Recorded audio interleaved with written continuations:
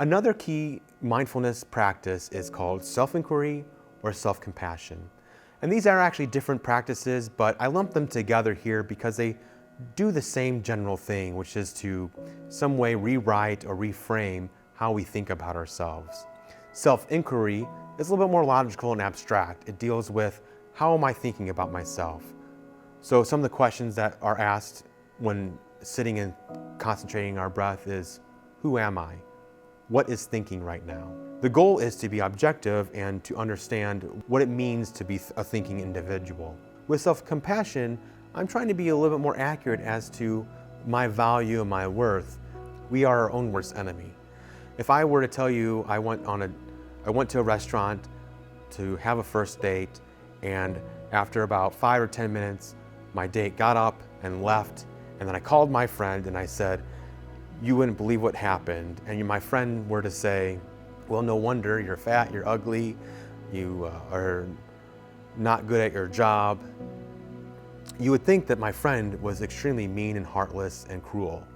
But nonetheless, we talk like that to ourselves all the time. And so self-compassion is a way to really reframe that. One of the practices self-compassion has is to imagine 3 people. So one person you don't like, one person you do like, and some neutral person.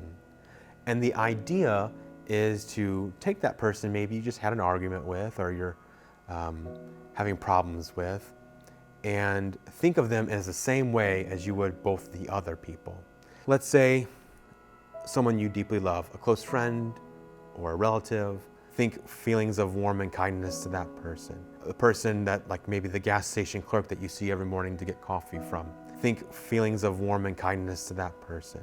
And then it comes to the person you're having an argument with, feelings of warmth and compassion.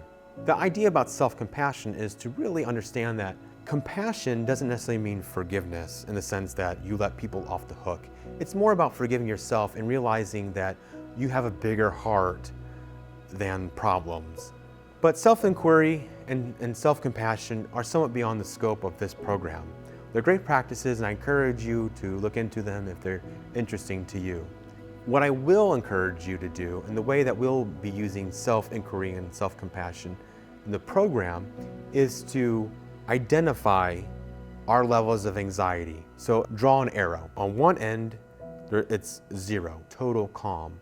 And then work your way up to 10, with 10 being a full-blown panic attack. And what you're trying to do is identify where you begin falling in.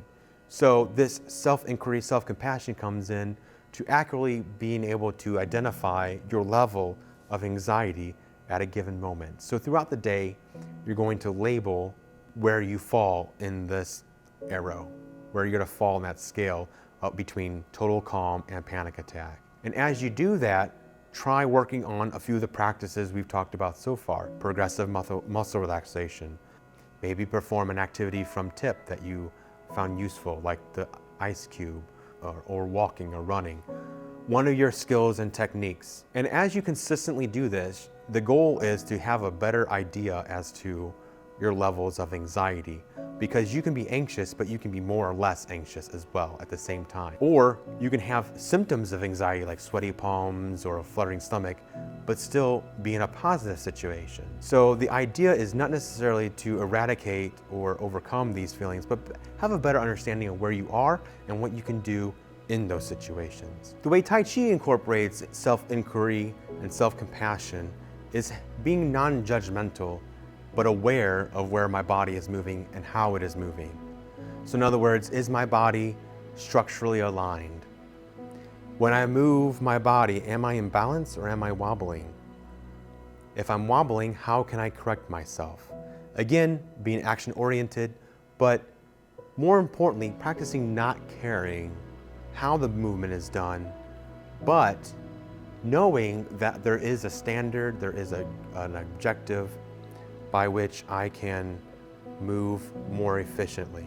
Simply by practicing how you move and making sure that you are remaining in balance and moving your body to stay in balance is a way that we tap in and are inquiring our own body as to what's going on.